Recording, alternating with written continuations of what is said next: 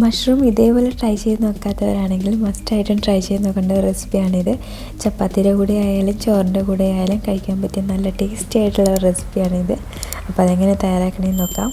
ഒരു പാനിലേക്ക് ആവശ്യത്തിനുള്ള ഓയിലും കട്ട് ചെയ്ത് വെച്ചിരിക്കുന്ന സവാളയും ഇട്ട് കൊടുക്കുന്നുണ്ട്. അതിലേക്ക് ആവശ്യത്തിനുള്ള ഉപ്പും കൂടി ചേർത്ത് കൊടുത്ത് സവാള നന്നായിട്ടൊന്ന് വാട്ടിയെടുക്കുന്നുണ്ട്.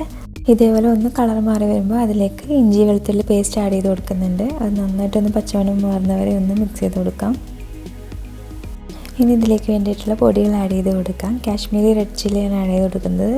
അതൊരു 1 ടീസ്പൂൺ ആഡ് ചെയ്യുന്നുണ്ട്. അതേപോലെ മല്ലിപ്പൊടി, കുരുമുളക് പൊടി, മഞ്ഞൾപ്പൊടി, ഗരം മസാല ഇതെല്ലാം കൂടി നന്നായിട്ടൊന്ന് മിക്സ് ചെയ്ത് കൊടുത്ത് ഒന്ന് മൂപ്പിച്ചെടുക്കുന്നുണ്ട്. അതിൻ്റെ പച്ചമുളകൊക്കെ ഒന്ന് മാറിയതിന് ശേഷം ഇതിലേക്ക് ചെറുതായിട്ട് കട്ട് ചെയ്ത് വെച്ചിരിക്കുന്ന തക്കാളിയാണ് ആഡ് ചെയ്ത് കൊടുക്കുന്നത്. അതൊരു മീഡിയം സൈസ് തക്കാളി ചെറുതായിട്ട് കട്ട് ചെയ്താണ്, അതൊന്ന് ആഡ് ചെയ്ത് കൊടുക്കുന്നുണ്ട്.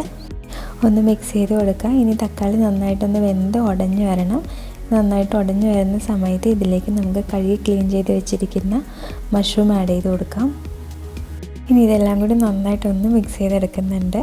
നല്ലപോലെ മസാലയൊക്കെ മഷ്റൂമിൽ പിടിക്കുന്ന പോലെ നന്നായി മിക്സ് ചെയ്തെടുക്കുന്നുണ്ട്. അതിന് ശേഷം ഒന്ന് മീഡിയം ഫ്ലെയിമിൽ മൂടി വെച്ചൊന്ന് വേവിച്ചെടുക്കാം.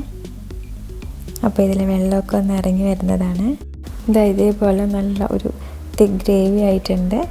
ഇനി ഇതൊന്ന് മീഡിയം ഫ്ലെയിമിൽ നിന്ന് ലോ ഫ്ലെയിമിലേക്ക് മാറ്റി ഒന്ന് മൂടി വെച്ച് വേവിച്ചെടുക്കാം.